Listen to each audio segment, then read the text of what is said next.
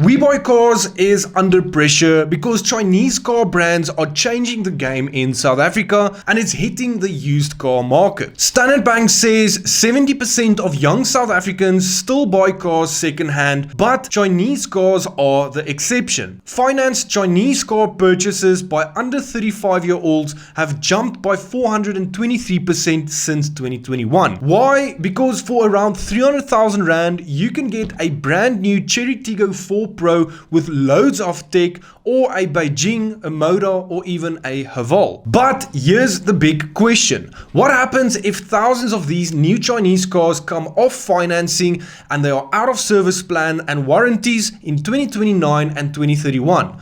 Will they hold their value, or will depreciation destroy them? So if you had 300,000 Rand today, would you buy a new Chinese car or a second-hand Toyota, Ford or VW?